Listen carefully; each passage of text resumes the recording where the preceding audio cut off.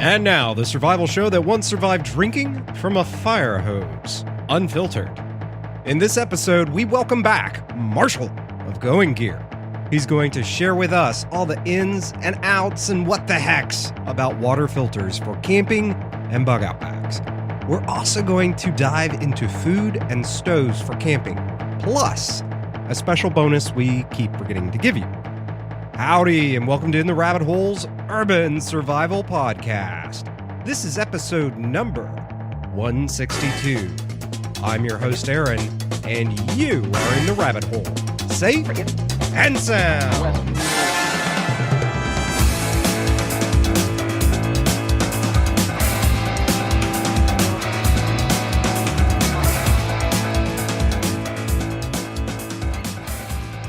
A few quick notes before we dive in today. First, I'm happy to report that the second weekly episode is now in production.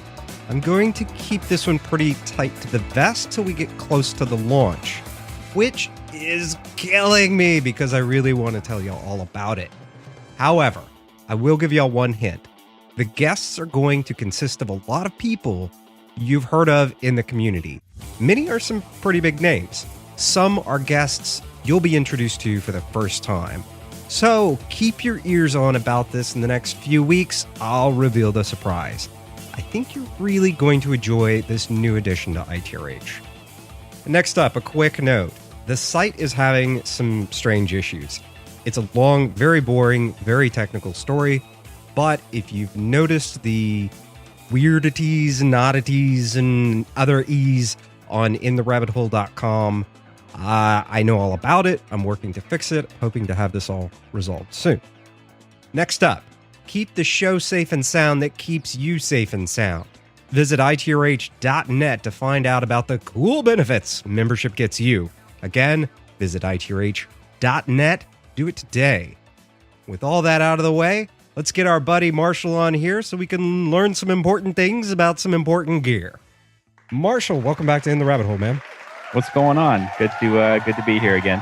Absolutely. I mean, you are, and I know we joked about this in one episode, but you actually are one of the most requested guests to have back. People love their gear, man. That's, I guess that's good. That's kind of scary. You have internet stalkers, Marshall. I guess. I have had a couple people ask me for my autograph. Dude, that's awesome. Nobody ever asks for my autograph. I think it's only happened like twice. Oh, well, there you go. I still got a couple times on me. There you go. That's awesome, man. So now, before we forget, because we always forget to do this, you've got something for the listeners. Yeah, we have a coupon code. So I think I always forget to mention it, but it's just Rabbit Hole. All is one word, all together, no spaces, just Rabbit Hole. And it'll save 10% on pretty much everything on the site. There's some stuff that we can't discount or that's already discounted, but most of the stuff, it'll save them 10%. Cool. You know, as a total aside, is that on top of the free shipping? Because you guys do free shipping too. Yeah, free shipping of $49. And yeah, it's on top of that. So free shipping's automatic. There's no coupon code or anything like that. But as long as they're on the US and spend $49, then we do free shipping. Awesome. What was the code one more time? Rabbit Hole. Simple enough to remember.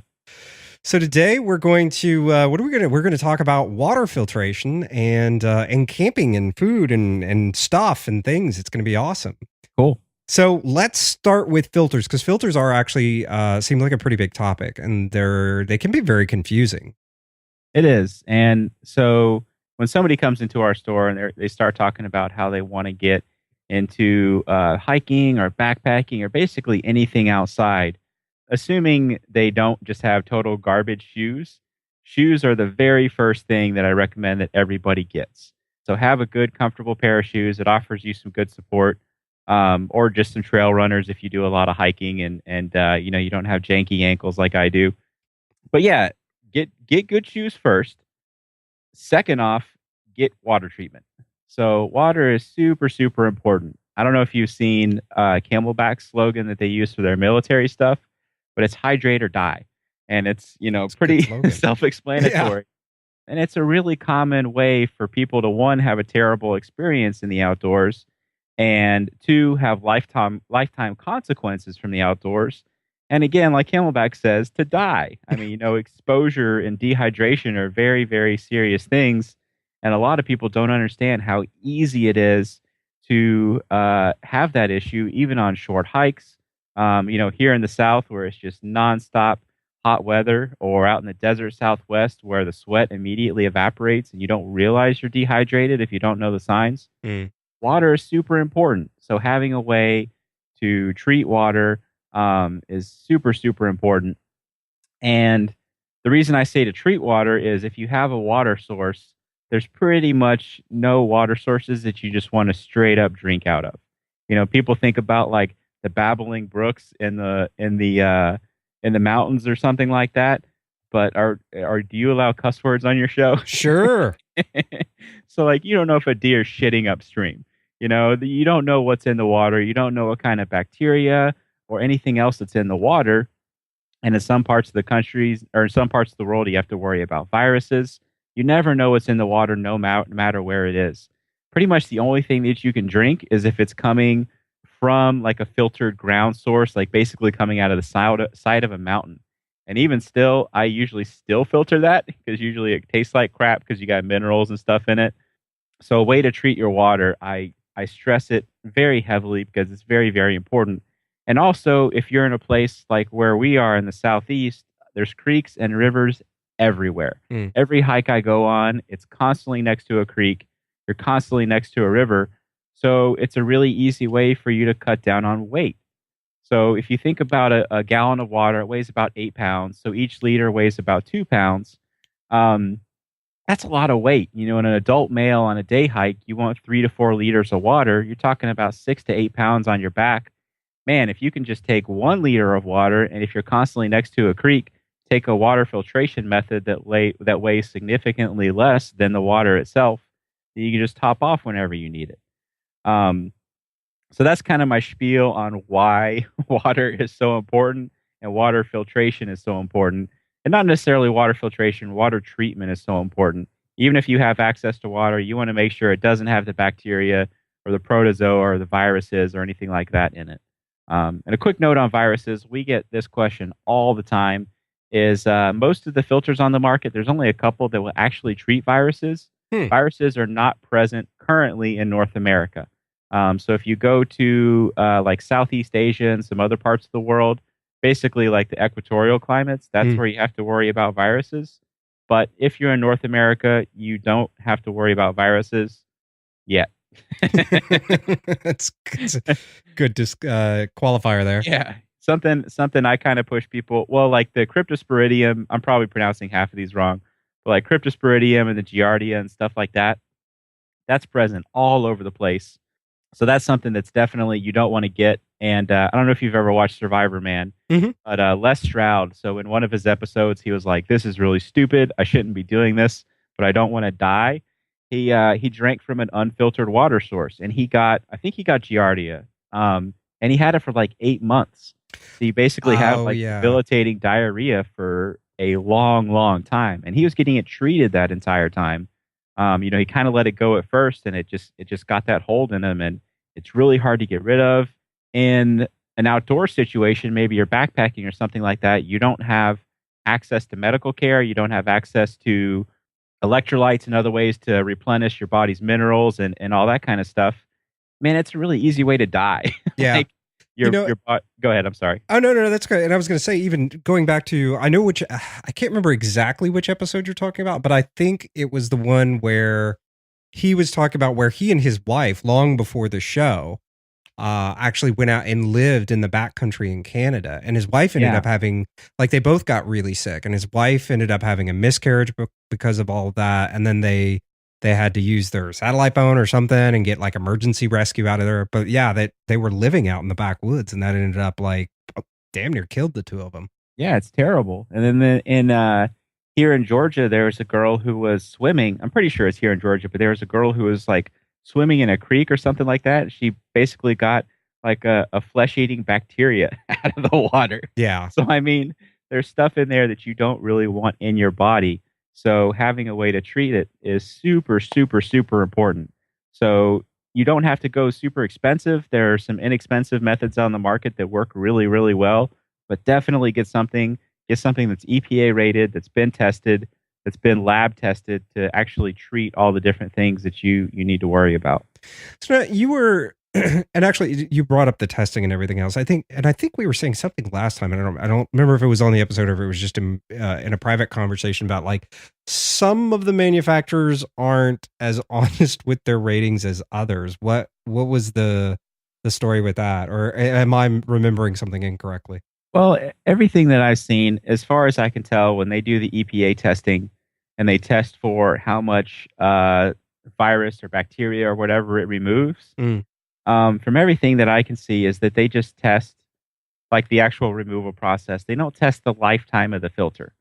And I've seen some products out there where they talk about like 1,000,000 gallons and things like that. And man, I don't know. Maybe it's possible, but that sure doesn't sound feasible. So the standard for like your super high end, best of the best filters for forever has been the Catadine Pocket, and it's not cheap because it's a Swiss company, and with the euro and the dollar kind of competing. I don't even know, is Switzerland part of the eurozone? I don't even know. I think it is. Yeah. So whatever currency they're using over there, the Swiss franc or whatever. It got kind of expensive, so it became an almost $400 filter, and I think that's what it is currently. So that one is rated for 13,000 gallons, which is 52,000 liters. It's an incredible amount of water. 52,000 liters of water. That's basically like an adult male for the rest of your life. I mean, it's a lot of water, and that's the best one on the market. That's what the Grand Canyon tour guides use, and people going on safaris in Africa and leading that's the filter that they use. And they say that thing is 13,000 gallons, and these other guys are saying like 1,000,000 gallons. I don't know. I'm not saying it's impossible, but I would love to see the lab testing to validate that. Mm-hmm. So are these filters are actually taking out both? Do they take out both pollutants and life forms like bacteria, protozoa, and all that other fun stuff, or is it just kind of like one or the other, and you have to use multiple things? It depends. So let's go real high level real quick. Yeah. So there's basically 3 different treatment options that you have. One of the most common, like lightweight options, is chemicals. So it's basically drops of bleach. Chlorine dioxide is a really common one. For a long time, it was iodine, but there were some iodine tablets on the market that only treated 2 of the 4 things that you have to worry about. The EPA actually did some testing, and they said, hey guys, you need to stop saying that it treats 2 of the 4 because it only effectively treats 1 of the 4 things. So those are no longer on the market. I think pure iodine still works, but it's not the easiest thing to get these days because I think it's used in the manufacturing of meth or something. I don't know, but it's also very expensive. I bought a big bottle of it a while back. I mean, I'm sure that's one more list I'm on, I'm sure, but yeah. So it's not the easiest stuff to get these days. And the older iodine tablets weren't very effective at all. So pretty much everything is moved over to some form of bleach, and it's chlorine dioxide or other types of bleach. And you can either get it in liquid form or tablets. And those are super, super effective at killing anything living, including viruses. With really murky water, you may have to leave it in there for a while. So most of the testing is like if they say it takes an hour to treat or whatever treatment time they say, they're basically saying like, hey, if you scoop up like raw sewage or the nastiest water you've ever seen and you drop one of these tablets in there, that's how long it's going to take to treat that. So, maybe not quite that far, but they're saying pretty nasty water, that's how long it's going to treat. But if you have clear, fast running streams or something like that, it treats it a lot quicker. I would definitely leave it in there. Don't drop it in and then immediately drink it. But leave it in there for a little while. It's not a sake bomb, is what you're saying? Yeah, but it's really, really effective. The only thing is, it doesn't do anything about chemicals. It doesn't do anything about sediment, which most of the sediment isn't going to cause you any issues. But I like my water to look like water and taste like water. So I like getting all the silt and everything out of that. So that's the only really big drawback, is it doesn't filter out any chemicals, any sediment, any kind of larger particles. It's just going to kill all the stuff in there. So the other one that kind of came onto the scene, I don't know, 10 years ago or so, is ultraviolet. And honestly, it's kind of disappeared. We actually stopped carrying a lot of the products because they're really popular for a while, but there's just no demand for them anymore. I think the biggest reason is a lot of people were buying it like it was a replacement to a real filter or a real chemical method, and it's not. I wholeheartedly recommend it for travel. I think they are awesome for travel. And the reason is if you're going to a country where they don't have a good water treatment option, and they don't have potable water running out of every faucet, you can have the water and you know that it's filtered, but you can put that ultraviolet in there and kill any bacteria or whatever that's in the water, because the ultraviolet is only effective if the water is clear, because it's light. So if the water's cloudy or there's any sediment or anything in there, it's not nearly as effective. Yeah, the little bugs can hide behind the sediment in the water. Yeah. Exactly. But man, I used it on my honeymoon to Costa Rica, and I've used it in some other times where the water is kind of sketchy, and it's super, super effective if the water already has like sediment and stuff filtered out of it. So that's another option. I do wholeheartedly recommend that for travel. They're great for that. So the biggest segment of the market is filters. So filters, there's a bunch of different kinds, but they basically pass it through some sort of membrane or hollow tubes is one that a lot of the newer filters are using. And it filters out basically everything, or it can filter out a lot of things. So it can filter out chemicals. Some of them can filter out, they say they can filter out viruses. Pretty much all of them will filter out bacteria and cysts and protozoa and stuff like that. And that's what I use pretty much all the time. So there's a bunch of different filters on the market, basically as much as you want to spend to as little as you want to spend. So you can get a pretty effective filter at like the $10, $15 range, all the way up to, like I was talking about, the Cat9 Pocket, which is like a $380 or $400 unit. And there are ones that are even more expensive than that. If you want to get some like big expedition thing that can, provide water for an entire African village kind of thing, that stuff is out there too. So there's a bunch of different options out there for filters, and for good reason. I personally think it's the best route to go, because you get water that looks and tastes like water, and they're very effective. As long as you're not getting one of the hollow tube ones. So the big drawback of the hollow tube ones, which is like your Sawyer filters, the MSR Hyperflow. There's a bunch of other ones on the market, but they don't filter out chemicals. And there's a lot of places, especially in North America, where that's an issue. So if you're on the Appalachian Trail or somewhere like that where agricultural runoff is an issue, man, you don't really want a lot of that in the things that you're drinking. So a filter like a ceramic filter or a carbon filter that's rated to filter out chemicals is definitely a recommendation. Oh, see, that's interesting. I didn't know that about like the Sawyer filters and stuff like that. Yeah, they don't do chemicals. Okay. So any of the ones that use a hollow tube technology, they won't do chemicals. Not effectively anyway. So you were saying like the ceramic filters and things like that really get in there and take care of chemicals, whereas like the hollow tubes, like Sawyer and things like that, like the lesser, I don't know if this is the right way to phrase it, but like the lesser expensive ones don't really take care of the chemical pollutants. I wouldn't really say lesser expensive, because they're definitely, like the MSR Hyperflow is my go-to filter. I love that thing. It's small, it's fast, and it's light.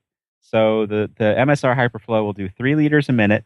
It weighs 7 ounces, which, if we go back to the 2 pounds a liter, it's really lightweight compared to the water that you would have to carry in its place.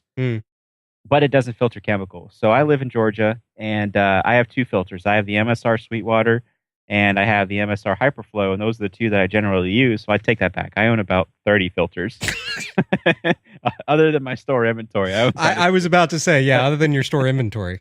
The 2 I actually use are the Hyperflow and the Sweetwater. So the Sweetwater I really like because it weighs about 1 pound, so it is more heavy, but it's really good at treating chemicals. So if you're on the coast of Georgia or somewhere like that, or anywhere on the Floridian, whatever they call it, aquifer, which is a lot of the southeast of the country, so like southern Georgia, Florida, I think even parts of Alabama, the water tastes like crap. I mean, it's you get that real strong sulfur smell and taste to it, and I cannot stand that. So I like a filter that'll get out as much of that as possible, so I don't have to drop in Gatorade tabs or the Camelback tablets or something like that. So if I'm anywhere where I know the water is just going to taste like crap, or it's super sketchy agricultural runoff, then I use the Sweetwater. But other than that, yeah, I use the Hyperflow because it's small, it's fast, and it's light.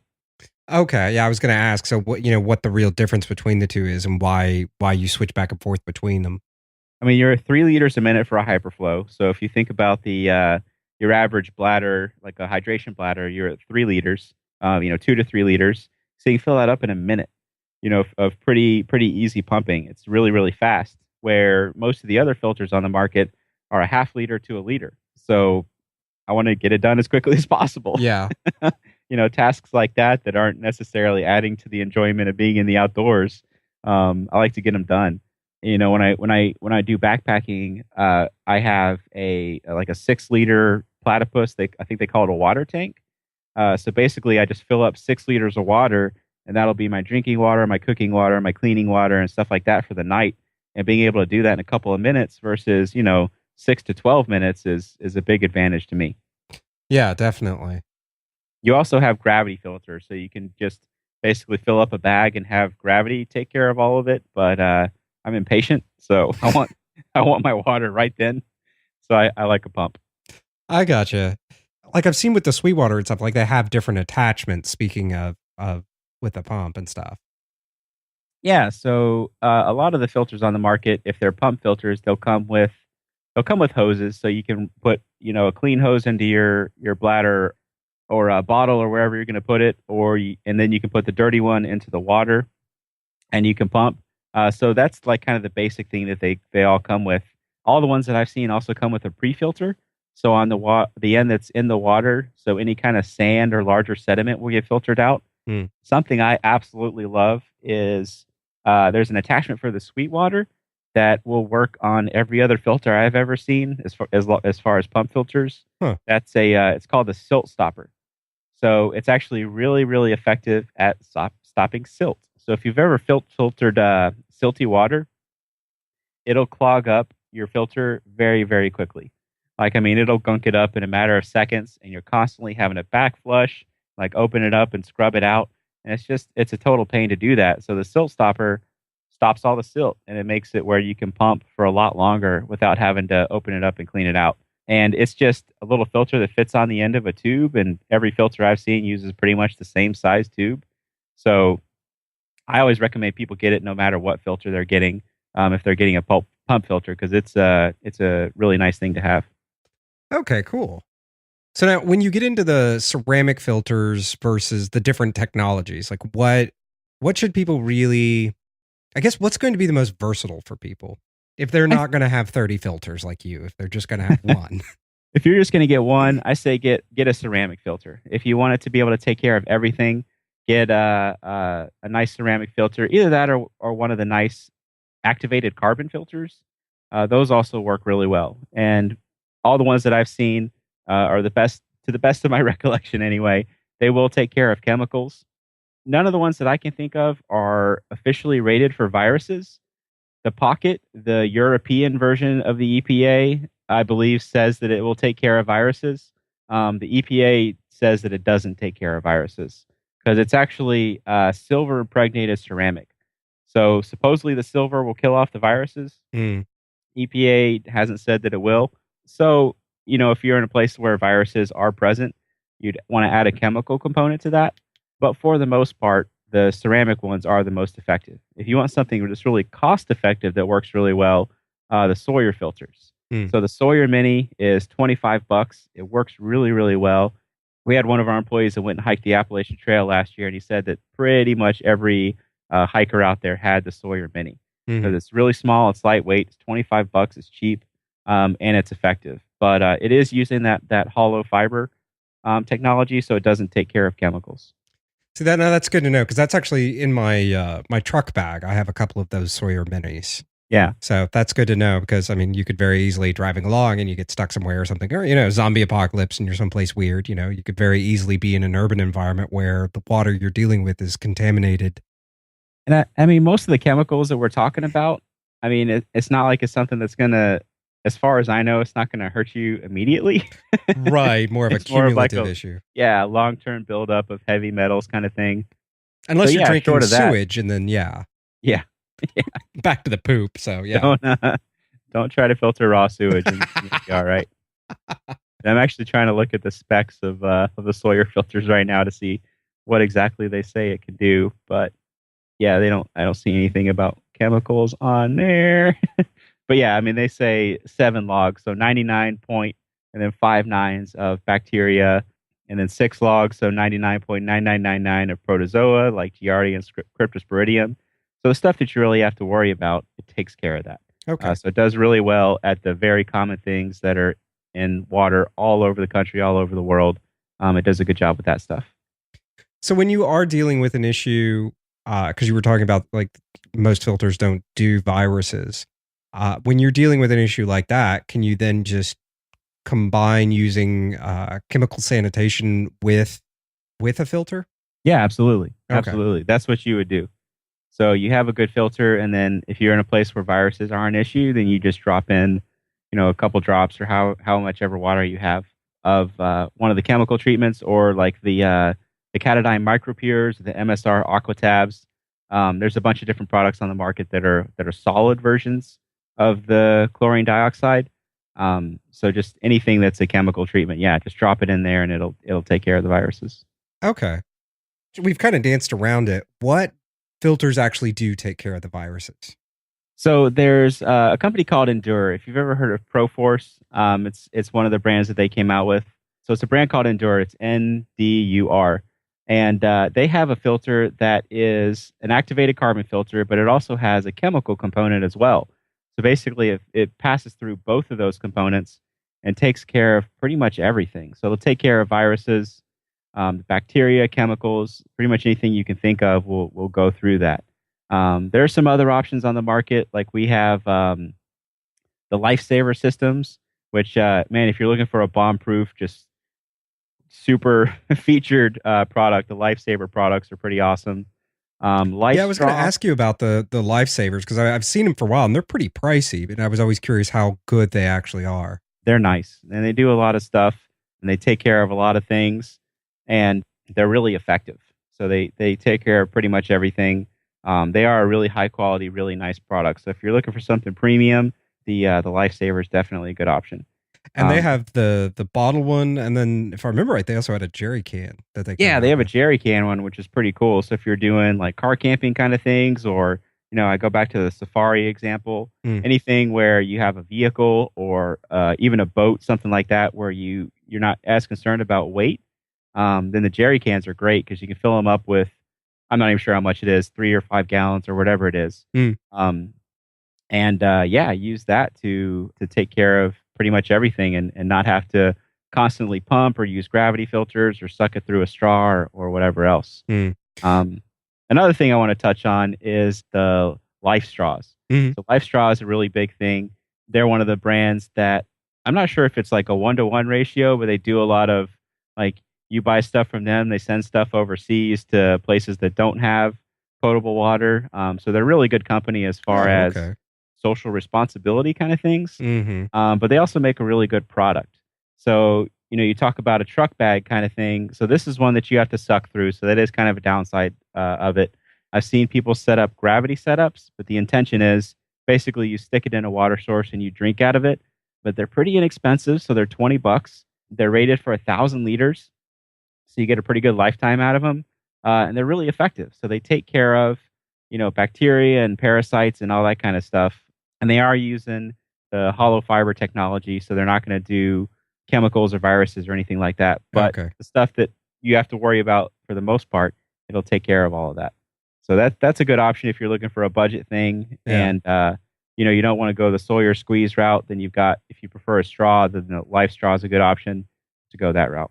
That's funny because I saw a commercial that you mentioned it doesn't do chemicals. I saw a commercial where somebody was using the Sawyer straw in like a drainage ditch to be like, oh, it's the greatest thing ever. And then when you said no chemicals, I was like, oh man, I bet those people doing the commercial are like, didn't know. I mean, I'm sure it filters some of the stuff out, but if you look at the ratings, like if you look at the ceramic filters and you look at the activated carbon filters, like they specifically call out that they will filter out chemicals. And if you look at anything that's used in hollow fiber, well, I mean, if you look at the MSR Hyperflow, for instance, so they have a little checkbox that says like what each of their different filters will treat, and they'll flat out say our Hyperflow does not treat chemicals. And then if you look at some of the other companies that are doing the hollow fiber technology, they just don't say anything about it. So it kind of follows that it doesn't do anything about chemicals. That makes sense. So you brought up an interesting thing as far as like backflow and everything else, and also just which in goes into the water and stuff. Does contamination become an issue when dealing with these filters? Absolutely. I mean, it doesn't take a whole lot of bacteria or whatever it is that you're trying to filter out for you for you to have any issues. So I mean, keeping your one hose clean, your one hose dirty, not accidentally dropping the filter in the water, making sure what you're pumping into is clean. Yeah, those are all definitely issues. So I mean, you're trying to filter all these contaminants and all these little living things out of the water. You want to make sure that that water is not what you're filtering into, is not on what you're filtering into. Yeah. So yeah, that's definitely something good to touch on. So keep your stuff clean that you're filtering into, and just be careful. Don't dump it in the nasty river. Yeah, that's a good one. It's funny. It reminds me of years and years ago. My whole family was big into scuba diving, and we were down in Mexico. And every time we would go, everybody would be very careful about staying away from the water and everything. And my mom goes and orders an iced tea and didn't even think about it because she was like, "Oh, well, it's tea, so they had to boil it first." Didn't even think about the ice cubes they were putting in it, and ended up getting really a wonderful case of Montezuma's Revenge. So yeah, that exact thing happened to my wife on our honeymoon. Oh God, I'm so sorry. That's a terrible way to spend a honeymoon. She got like a soda or juice drink or something like that, and yep, had ice cubes in it. But every other drink that we had, anytime we had water, we used one of the UV filters. Oh, okay. And I didn't have any issues, but I sure didn't have any ice while I was there.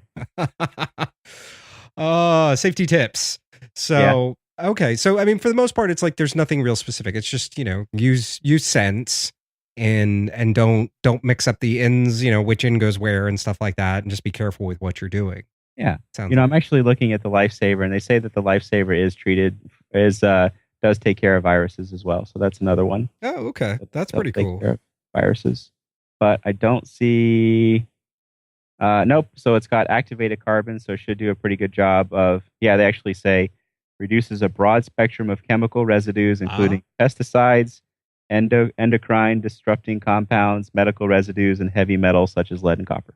Well, then I'll stop laughing at those people that did that commercial. That's okay. No, this is Lifesaver. See, now that's impressive because I always looked at those and I guess they were so inexpensive and they're not. No, Lifesaver. Lifesaver is not the inexpensive one. Oh, the expensive ones. Which one am I thinking of? I'm thinking of that straw. Yeah, the Life Straw. Life Straw or Sawyer. I'm thinking of the Life Straw. Yeah. Okay. So if you want to filter out the chemicals, go for activated carbon, go for ceramic, and all the ones I've seen, they say usually around 99%, which, I mean, that's, for chemicals, that's getting rid of a good bit of them. So to be clear, the Life Straw is not the one you were talking about. No, I'm talking about Lifesaver. Lifesaver. Got it. Yeah. Okay. I just wanted to make sure that we stated it clearly. I didn't want anybody to, not that anybody was going to, get sick doing this, but still, drinking raw sewage or whatever it was.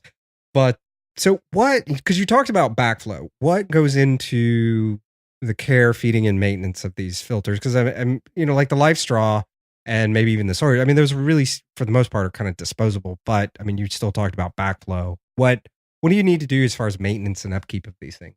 It really depends on the unit. So everything that you get will handle that situation. So I mean, if it needs to be backflushed, just read the user manual.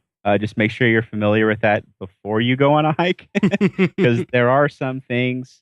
Like I think it's the Hyperflow. I'm pretty sure it's the Hyperflow where you need like a Nalgene bottle or some sort of bottle attached to it.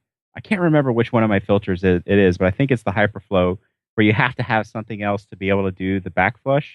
And it's not something that's really common. Again, it's if you're filtering really nasty, dirty water. Biggest issue that I've seen is silt and algae. So silt and algae both get through the pre-filters pretty well, and they will just gunk up your filters super, super quickly. So use a silt stopper, or try to filter the cleanest stuff that you can find. And without doing that, just make sure you're aware of the instructions of how to do it. Yeah, because I think the Sawyers, they have a kit for it last time I checked, where it was like the syringe that you could backflush it with and stuff like that. But yeah, it comes with one. The little mini, it comes with one. Yeah. So I mean, but that's pretty much it. As far it's really just kind of RTFM. It's Yeah. Read the manual Yep. before you leave the house, kind of Yep. thing. Yeah. Yes, before you leave the house. Kind of like we talked about in the previous With episode tents. where, Yes. set up a tent before you go on your hiking trip. Yeah. And you'll be a lot happier.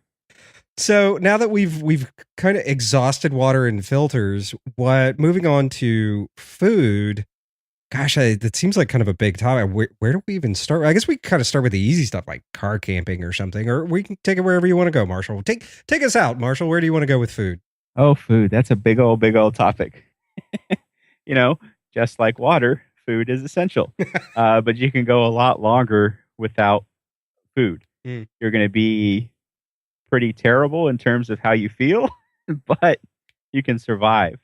Food is really important for energy, for morale, which I don't know if I've ever touched on this in any of the previous episodes. But man, anything that you can do to keep your morale up and your group's morale up is really, really important. Being able to keep upbeat, even if you're having issues, if you're injured, if you have a crappy water situation, a crappy food situation, having good morale can mitigate a lot of that. So anything that you can do to keep morale up is very, very important. And food is a very easy way for us humans to keep morale up. So having good food, or at least having edible food that gives you some decent energy, is important. And I'm going to kind of give you a cop out, but man, a lot of this stuff is really just personal preference. Like me, when I'm backpacking, pretty much anything tastes good. So I'll take the backpackers pantry meals, which admittedly the ones I eat actually taste pretty good, and I would eat them on their own. Some of them are completely terrible, and I'm not talking about backpackers pantry specifically, but any of the dehydrated meals, some of them just are terrible. Any of the ones that are eggs, we sell them, and we sell a decent amount of them, and people keep on buying them, but I think they're foul. Really? But yeah. So I mean, they're powdered eggs. If you've ever had powdered eggs before, I think they're gross. There's a lot of different options out there, and man, a lot of it just comes down to personal preference. Just make sure it's appropriate for what you're doing. When you're doing backpacking and stuff like that, you're burning like way more calories than you do on a normal basis. So unless you're out there to lose a ton of weight, if you're on an extended backpacking trip, you're going to need a lot of calories. I talked to a guy when we first opened up our store, back in like 2010, 2011. And when he graduated from college, his dad paid for him to go hike the Appalachian Trail. He was like, listen, take 6 months off before you get a job. I really wanted to do this when I was a kid. I didn't have the opportunity. I want to give you the opportunity to do it. So he paid for him to go hike the Appalachian Trail. And I was like, that's freaking awesome. Mm-hmm. But anyway, at the end of the trail, he was like 6'2", and he weighs like 140 pounds or something like that. Because you're burning like 8,000 calories a day. You're burning an incredible amount of energy. Yeah. And what he would do is every convenience store or anything that he would pass, he would buy every single Snickers bar that they had. And he would wake up in the morning and he would just start walking. And for the first 2 or 3 hours, he would just eat Snickers bars like the entire time. So when you're doing backpacking, you're doing these really strenuous activities. You need a lot of fat, you need a lot of protein, you need a lot of carbohydrates, and a good balance of all those things. People always talk about, if you ever watch like any stereotypical like hiking little montage in a TV show or something like that, they always show trail mix, and it's for good reason. If you have a good balanced trail mix, you get a lot of sugar, you get a lot of fats, you get a lot of protein in there, and it's something that's easy to walk and eat. And I think that's really important. So when you're talking about meals, if it's something that's like a dehydrated meal, you got to sit down and prepare that. So you talk about time, you talk about extra equipment. If you can take stuff that you don't have to do that, man, that's awesome. So if I do overnight trips, a lot of times I don't take a cooking method. I will take things that I know I don't have to cook. I can just eat them. Even something as simple as peanut butter and jelly sandwiches, Vienna sausages, trail mix, granola bars, anything you can just eat without having to prepare and carry extra equipment. I like that stuff a lot. But on the opposite side, there is really something to be said for a nice hot meal at the end of the day or the beginning of the day. Again, just for morale. We're humans. We like nice hot meals. We like that good feeling in our tummies. So you kind of have to balance where you are personally and how that stuff affects you and how you think it'll make you feel. Usually if I'm going for a longer trip or I'm going with my wife or friends or something like that, I'll definitely take a jet boil or something like that as a way to be able to prepare some sort of dehydrated meal. Or if we're going on short hikes, I'll even freeze some steaks and have some steaks in my backpack. Or by the time you get to your campsite, you've got a nice steak that you can cook. A lot of it's just personal preference. Just make sure, one, it's stuff that's not going to spoil really quickly. Two, that it's not super heavy things. I've definitely done backpacking trips when I was in college and didn't have a ton of money. And you take like your Dinty Moore beef stew because that's what you can afford, man. Or you take the Vienna sausages, which I don't like outside of backpacking. But I tell you what, when I'm backpacking, they are the most amazing tasting things in the world. Or summer sausages, a lot of cheeses, basically things that are calorie dense. So, things that are calorie dense, that are relatively lightweight, that's usually what I try to stick with. And if I can get away with not cooking it, then that's ideal as well. Mm. You brought up an interesting point about the calorie density. And I know in the larger quantity preppers kind of bins of dehydrated stuff, like there's Wise and there's a few other, Mountain House and a few others. And they'll, you buy these tubs and they'll say, good for one person for 30 days. But then you look at the calorie count on them, and it's like 1,400 calories. And you're like, that's nothing. I mean, if you're sitting around doing absolutely nothing, sure, we could all probably lose a few pounds, but that may be fine. But if you're actually up and moving and doing things, and if it's an emergency situation, clearing branches, or if you're just out hiking and you're needing all those calories, that's not enough. So they're talking about survival versus energy. Yeah. So those are two very different things. Mm. So that's kind of the route that they're going. So when they're saying 30 days, they're talking about exactly what you're talking about. You're sedentary. You're kind of sitting there. You're not doing anything. You're basically in a vegetative state, and like your only concern is not dying. Yeah. Then yeah, man, it is enough calories. You're gonna probably lose a decent amount of weight, but you won't die. Yeah. So that's kind of the route that most of those kind of meals go. Man, honestly, even like the Backpacker's Pantry and Mountain House and all those kind of things, you look at the calorie count, and like the 2-person meals will be 300 or 400 calories each. It's not a lot of calories. You're talking about an adult male doing strenuous activity for 8 or 10 hours. You're talking about burning, again, 6,000 or 8,000 calories. Doing that for an extended period, you need to replenish those calories. So yeah, anything you can get that's calorie dense. One of my favorite things is to take peanut M&Ms, because sitting there just walking along and hiking, and you've got a lot of fat in them, you've got protein in them, you've obviously got a lot of sugar in them. Stuff like that is great, especially things that you can walk and eat. I like that kind of stuff a lot. That's a very good and interesting distinction as far as like the purposes behind those calories and how many calories are in them. So what are other things people can do besides like trail mix and things like that when they're out there in the freeze dried stuff? What other options are there for food? I'm going to give another cop-out answer. Is there's a lot of people out there with a ton of experience in doing this. I'd highly recommend, if you're going to be doing any extended trips or anything like that, go check out any of the backpacking forums. Even going on Reddit and looking at like the Reddit sub forums, there's a lot of really good resources out there because there's always new ideas. We used to have a forum that was pretty active before I actually started Going Gear. It's called Going Prepared. And there's one of the members on there.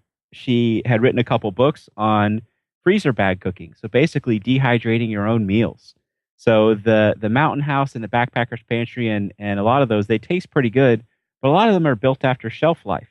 So a lot of them get their shelf life from preservatives and a lot of sodium and stuff like that in them.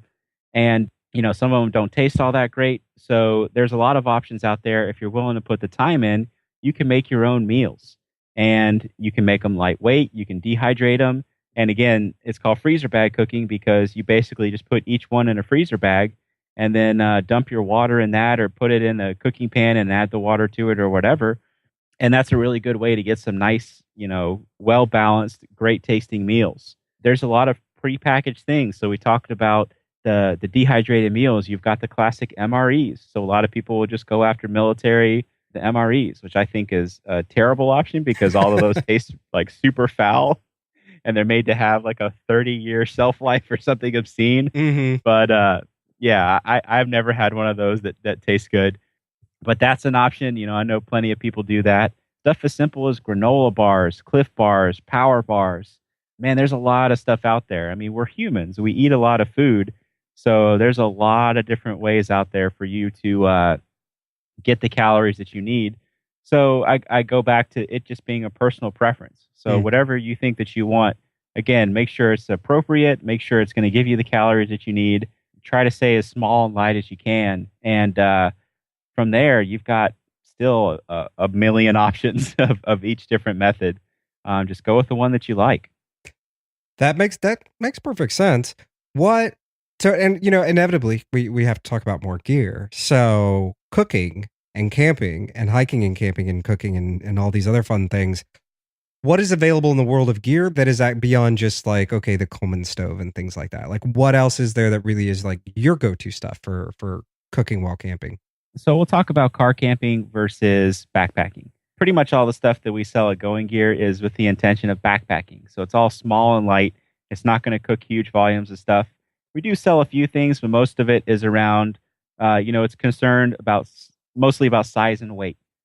That said, there's a lot of good car camping stuff on the market. I have I don't remember who makes it. I think it's Thermos, maybe a Thermos stove, but it's basically a propane grill that folds up into itself, but it has like a griddle built into it, so I can cook pancakes and everything. Nice. And yeah, man, that kind of stuff is awesome when you're car camping.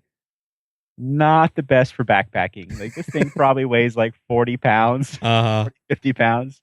Not something I'd strap to my back. Weber has a pretty nice little portable grill. It's called the Q that I use and I like. But again, we're talking about car camping. Coleman has the classic Coleman stove. I've got a couple of those. The green Coleman stoves. They've been around for forever. That's what I've got too. Yeah, and for good reason. They're super reliable. They last forever. They're really easy to use. Again, not the best thing if you're concerned about size and weight. If you are concerned about size and weight, man, my absolute favorite thing is a Jetboil. Jetboil is a big, big chunk of the market, and for really good reason. They're really easy to use. I've mentioned this a few times, but I'm lazy. So like anything that is minimal effort, I absolutely love. They're small, they're light, they're self-contained. So if you look at the Jetboil cup, all the stuff fits in there, including the fuel. So the Jetboil, if you think about your classic Jetboil, if you've ever seen one before, it's basically a cup with some, I don't even know what they call it. I think they call it a flux ring that's attached to the bottom. It's basically to take the flame and evenly distribute it and make it super, super efficient. So you've got the cup with that attached to the bottom. Well, in the cup fits your stove, it fits your fuel, it fits your pot stand, fits your little stabilizer thing to keep it from getting knocked over. All that fits in the cup. So people talk about the weight of a Jetboil and the size of a Jetboil. And if you think about what you get, man, it's pretty comparable to what you get with any of the ultralight options. I mean, it's not going to be as good as like a titanium cup on an alcohol stove, but it's also a lot faster and it's a lot more versatile. So the little canisters, if you look at the canisters that fit inside a Jetboil, they burn for 60 minutes. And it'll boil 2 cups of water, which is your average backpacker's pantry or mountain house or any of those other guys. Meal is 2 cups of water. And it'll boil that in something like 2.5 minutes. So on that one little canister, you can get a whole lot of meals. I always end up taking like a couple canisters because I'm always paranoid that it's going to run out. But I mean, I've done week-long trips cooking for myself and another person and, doing a couple meals a day, usually breakfast and dinner, and haven't even come close to going through a single canister because they're so fast and they're so efficient. Whenever we sell someone a Jetboil, I always recommend don't walk away from it because, by the time you get it set up and you get it going, you walk away, it's going to be like long done boiling and you're not going to have any water left by the time you come back. They're just that fast. That said, their entry price point is around 70, $80. And I understand some people are on a budget and there are plenty of budget options out there. You can get little canister stove options for around $20. And then you can get like a little stainless steel cup or shoot, I've even seen people take pots from home. Whatever you have to cook or boil water in, anything works. So, I mean, you can definitely get inexpensive options. A lot of people like using white gas because it's pretty versatile. So I don't like white gas because it's dirty. And then you have to worry about cleaning your stove and all the different parts that you have to swap out. But it's a good option because it's pretty tolerant of altitude. So any of the canisters, a lot of the canisters don't pressurize at higher altitudes. There are options and solutions to that. Basically, there will be stands that turn the canister upside down, so it doesn't matter if it pressurizes or vaporizes inside the canister because it's upside down anyway, Mm. and it'll just flow out that way. But yeah, altitude is a concern for some of these things. But for the vast majority of things, I definitely recommend getting canisters. You can walk into pretty much any outdoor store in the world and find these things. In some third world countries, yeah, man, go with the white gas stoves or go with the ones that take kerosene because that's kind of the only option for fuel that you have because you can't take canisters or fuel on a plane. But for the most part, I think canisters are the way to go. There are other options. I kind of touched on alcohol stoves. You can make your own. You can get something from Vargo that's a little titanium unit, or there's different ones on the market. They're really, really lightweight. So you can get a stove that weighs an ounce, and you can put your alcohol in there, and they burn clean. They burn efficient. They're not going to be even remotely as fast as a jet boil, but they can be pretty fast, and they work really well, and they're really small and light. Yeah, I think I actually made one out of a Coke can a few Yeah. years back. It was a fun little project. Yeah, they're fun, but I never use mine because you gotta measure out your fuel and again that is for some people, and I'm sure there are people listening. They're like, oh, what was this guy talking about? I do that all the time, and yeah, man, if that's the route you want to go, that's an option. I like easy, I like lazy, so I love Jetboil. MSR makes some really good stoves. They've got the Pocket Rocket and the Micro Rocket and the Wind Pro and a bunch of other like classic stoves that have been around for forever. They work really, really well. We've got the white gas stoves. Again, MSR makes some good ones. Optimus makes some good ones. There's a bunch of different options out there in the market. Chemicals. So you've got like chemical tabs like Esbit and things like that. Mm-hmm. Honestly, generally, those are, unless you're in a really ideal situation, they're better for heating things. So to get it to boil something, a lot of times we'll take a couple tabs. And honestly, I think there's better options out there. I think they're great for emergency kits. Mm-hmm. So they're really good fire starters, and they're good for warming up food. They're good for warming up an area. They're great for that kind of stuff. But as far as cooking, I prefer canisters or even white gas or something like that. I personally think is a better option. But they are an option. That's another thing that you can do. And of course, you have the classic just using sticks that you find in the woods. There's some actually pretty cool options out there. We just picked up BioLite, which I'm sure you've seen their stuff Yeah, before. I was actually going to ask. I have one of their stuff.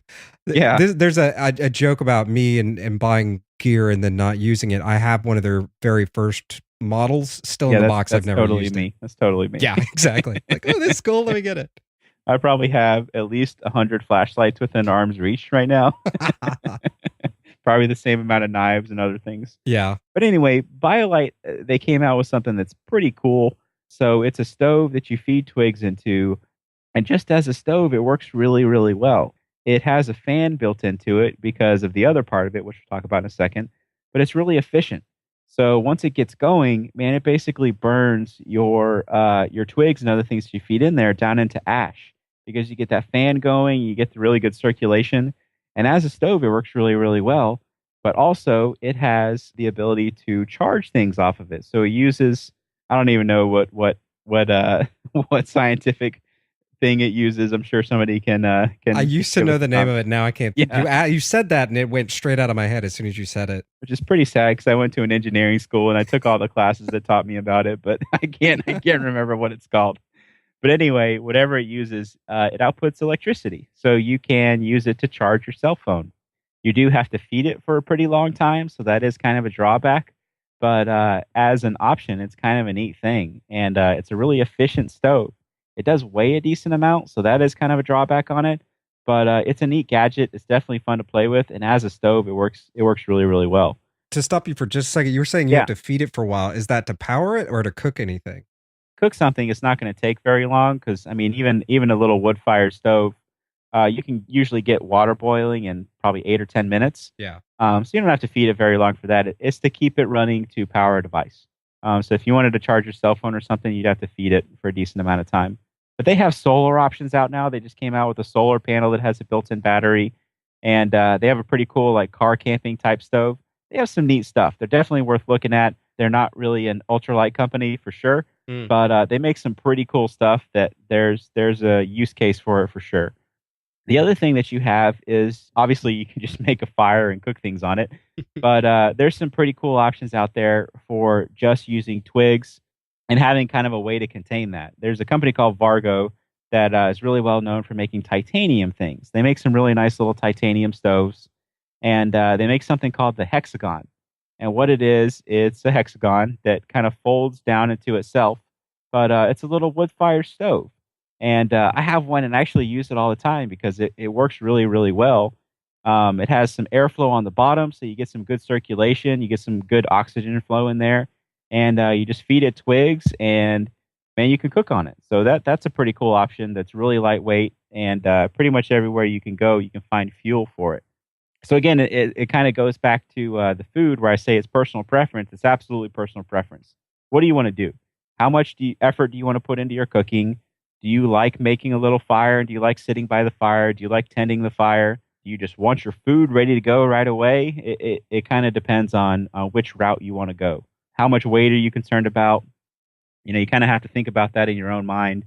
And a lot of people will try out different options. They'll get a couple of different ones and be like, nah, this isn't for me. I need to throw this up on eBay or Craigslist or give it to a buddy or whatever, or throw it in the closet like me. So a lot of people will try out different options. But yeah, if you ever have any questions about that kind of stuff, we definitely recommend customers, talk to us or talk to a local reputable store, kind of get their opinion on it, and you'll definitely get some options, and they'll be able to explain all the different cooking methods. Well, Marshall, dude, always great to have you on the show. Tell us again how people can connect with you and all the wonderfulness that is your gear store. Man, we offer a whole lot of different ways for people to connect to us. We're on pretty much every social media thing that you can think about. Obviously, Facebook and YouTube and Instagram, and we're on Twitter, and we have a token Pinterest site that I haven't checked in like a year, but it exists, or page. But yeah, we have a lot of different ways. Obviously, the best way to contact us is email. We answer emails all day long. But we take phone calls. You can come to our store. Basically, however you want to contact us, we're happy to talk to people. The site's goinggear.com, and every social media platform is just Going Gear altogether, except for YouTube. YouTube is Going Prepared is the username on there because I had that before I started Going Gear. So there you go. That's why it's a different username. Yeah. But yeah, we got the coupon code for 10% off on pretty much everything. It's just Rabbit Hole altogether, and that'll save you 10%. Awesome, dude. Thank you so much again for coming on today. Yeah, absolutely. It was a pleasure. Resources, links to everything we talked about today, and the ability to comment on this episode can be found by going to intherabbithole.com/E162. Remember, keep the show safe and sound that keeps you safe and sound. Visit itrh.net to find out about the cool benefits membership gets you. Again, visit itrh.net. Do it today. With that, we wrap up episode number 162 from the Lone Star State. Till next time, stay safe and sound.